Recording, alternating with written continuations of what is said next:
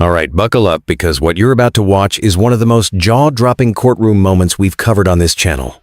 A woman named Brittany Abbott walks into a Michigan courtroom expecting a sweetheart deal, 6 months of a delayed sentence, meaning if she behaves herself, the whole thing just disappears. Sounds pretty good, right? There's just one small problem. The judge isn't buying it. Not even a little bit. Here's what happened. Brittany Abbott worked as a process server. That's the person whose entire job is to physically hand legal documents to defendants so they know they're being sued. Simple enough.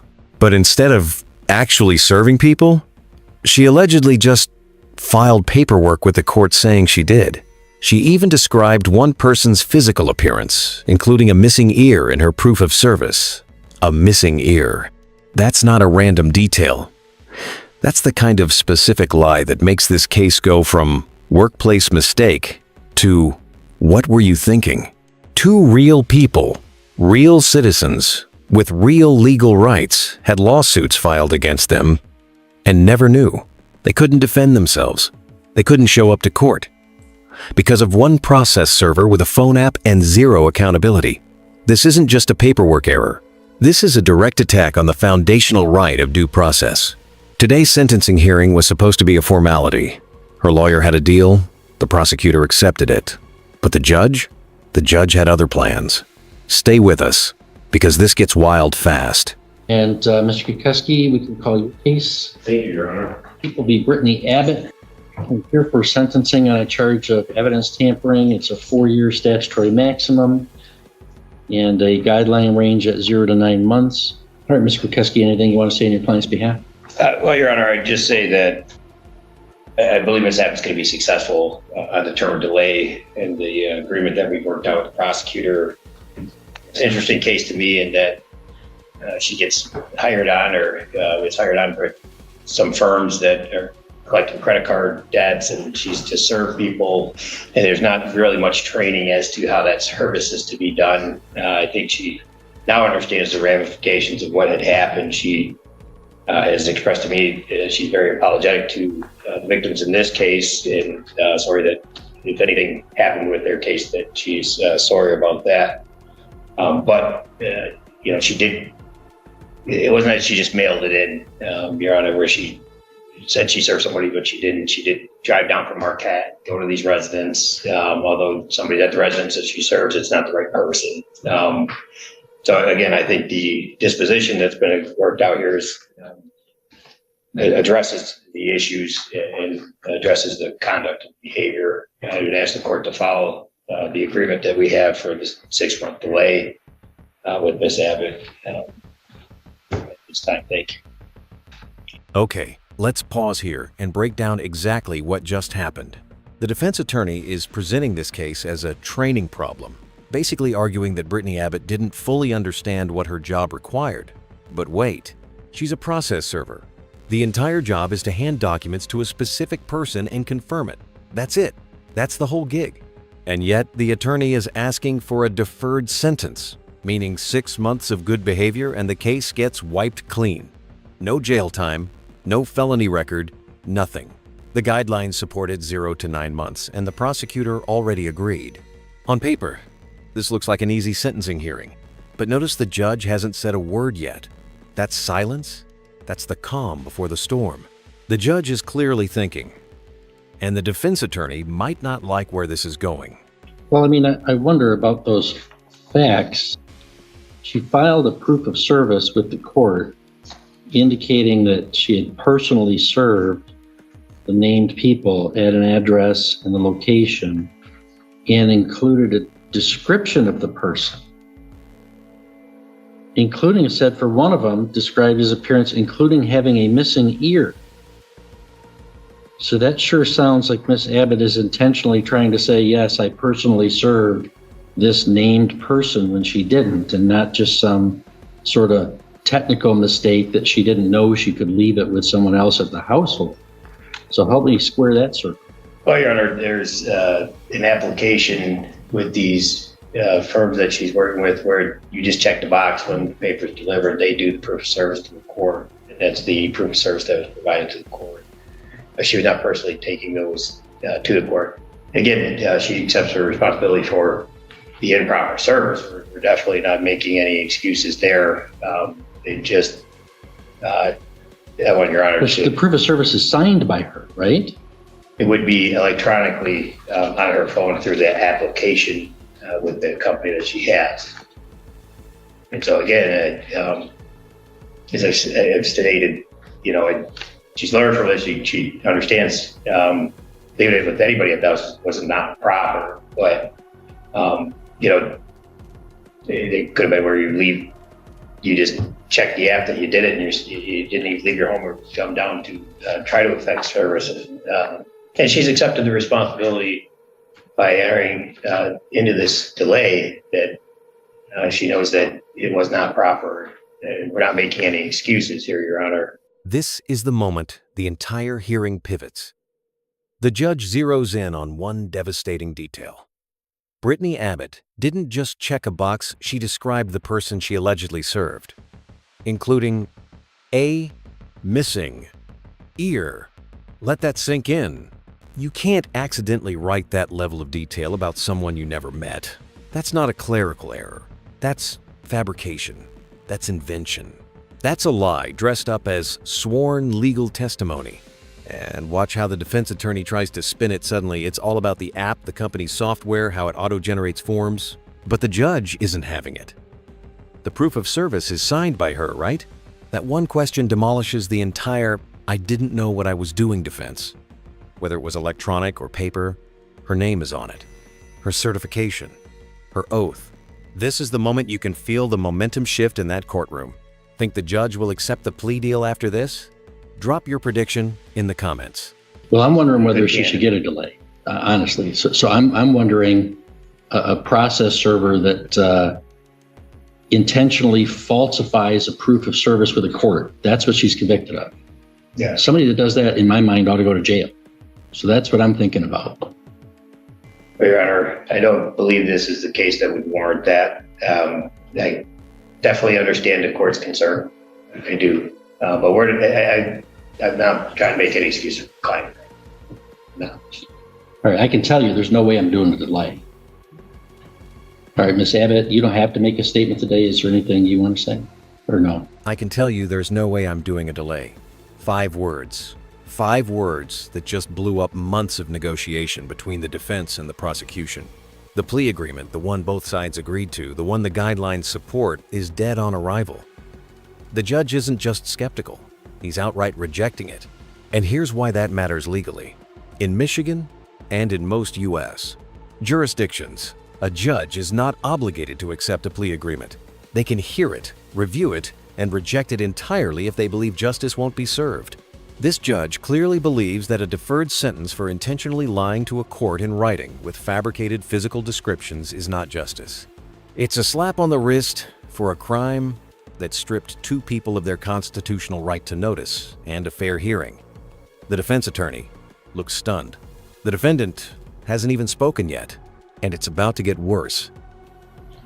Yes, I would like to sincerely apologize for being completely negligent.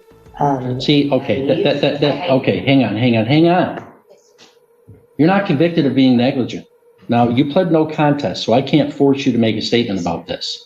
But I'm not going to sit here and let you... You're convicted of intentionally tampering with evidence. You're not convicted of negligence. So let's start again. I was incredibly naive, and I did not understand how to do my job at all. I didn't understand how to be a process server. So I just want to say. All right. Ms. Goodrich, any recommendations from the people? Yes, Sharon, thank you. Here as stated, 2 victims had come forward on June 4th of 2025 to report perjury complaints stating that there was proof of service filed with the district court where they were not served. Fortunately, they both were able to prove that they were at work at the time. What's confusing about the explanation here today is that the explanation that the defendant has given is that she handed it to someone else, but that was not in the PSI description of the offense. And in fact, it says that neither of the people had cameras at their house to see if a process server was at their residence. So it'd be strange that nobody at their house would tell them, yeah, I got this paperwork here today if somebody else was actually served. So I would guess that no person was served at either household based on those set of facts. The defendant is 36 years old. She has no prior felonies and one prior misdemeanor. Looks like she's part-time or sporadically employed and has a bachelor's degree. The guidelines are 0 to 9. The plea agreement was for the 6-month delay. The PSI accepts that with a focus on the services being for mental health treatment for the defendant, as well as using her positive family support system more so that she makes better decisions in the future. All right, thank you. Ms. Abbott, if you please stand for the first sentence. Did you catch that? Brittany Abbott opens her mouth to apologize and immediately says she was completely negligent, and the judge stops her cold. Because negligence and intentional conduct are two completely different legal categories, and the difference between them can mean the difference between a misdemeanor and a felony, between probation and prison. Negligence means you made a careless mistake. Intentional conduct means you chose to do something wrong. She pled no contest to intentional evidence tampering. That means by her own plea, she is acknowledging conduct that goes beyond a simple mistake. And now she's standing in court trying to walk it back as naivety? Meanwhile, the prosecutor drops the other shoe. The victims had alibis. They were at work. Nobody at either house mentioned receiving any paperwork. The defense attorney's "she handed it to someone else" story, it doesn't match the pre-sentence investigation report. The story keeps shifting, and the judge is tracking every contradiction. All right, Ms. Abbott, I don't buy a thing you're selling me today. You know, if what you're saying is true, at the end of what I'm going to tell you, you should withdraw your plea and go to trial and get acquitted. Because if what you're telling me is true, I don't know that that's a crime. Making a mistake at your job is not a crime. I probably did it today already. You're convicted for certifying, as a process server, certifying that someone was served personally when they weren't, and submitting something false to a court. That's a very serious crime. It's a terrible breach of trust. It undermines the legal system to the harm of litigants. You wouldn't like it today if I sentenced you and you weren't even here and didn't know about the case, because you're entitled to due process of law.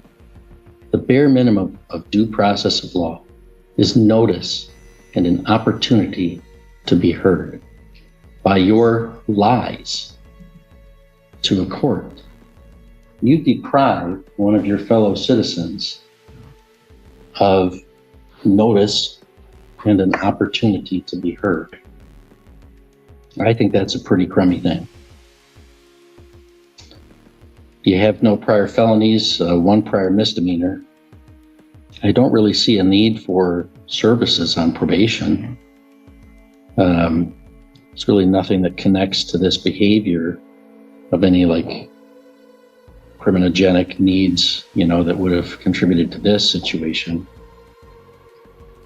I certainly don't think that that kind of behavior warrants 6 months of a delayed sentence and a dismissal at the end.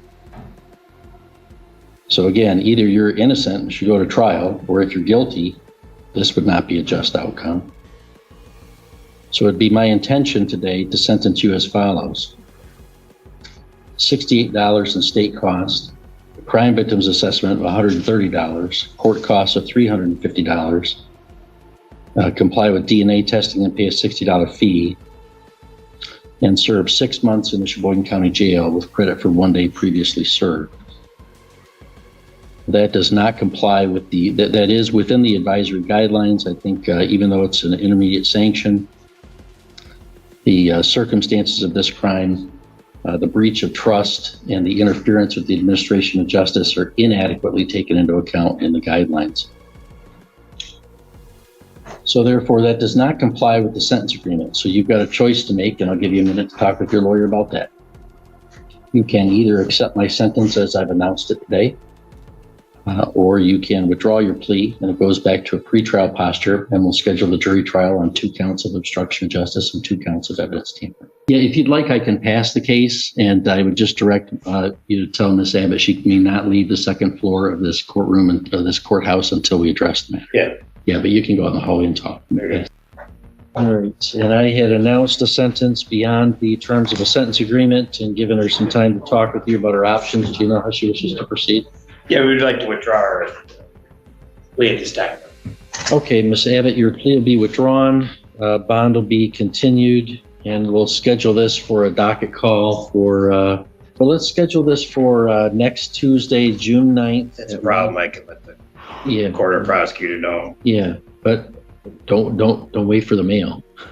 It's just next week. So I know understand, Your Honor. I know the mail won't get to you. So next Tuesday, July 9th at 1:30, Miss Abbott, you can appear by video as you have previously. And there it is. Brittany Abbott walked into that courtroom expecting to walk out free. Instead, she's walking back toward a jury trial. Here's the full picture. Abbott was charged with evidence tampering a felony carrying up to 4 years for filing false proofs of service as a process server in Michigan. The sentencing guidelines allowed for 0 to 9 months, and the plea agreement called for a 6-month deferred sentence with dismissal at the end. The judge rejected the deal entirely, instead announcing 6 months in county jail plus fines totaling $608. Abbott chose to withdraw her plea rather than accept the jail sentence, meaning this case now heads to trial on 4 counts, 2 counts of obstruction of justice and 2 counts of evidence tampering. What makes this case so significant isn't just the drama in the courtroom, it's what the judge said about due process. Every single one of us, no matter who we are, is entitled to notice and an opportunity to be heard when we're hauled into court. When a process server lies about service, they don't just break a rule, they break the entire foundation of the legal system. That's not a training issue. That's not naivety. That's a choice with real consequences for real people. Will Brittany Abbott be convicted at trial? Will the story change again? We'll be watching, and so should you. If you found this case as shocking as we did, make sure to hit that like button right now. Drop your thoughts in the comments below. Do you think the judge was too harsh or completely right? And don't forget to subscribe so you never miss another jaw-dropping courtroom breakdown. We cover the cases the headlines skip. See you in the next one.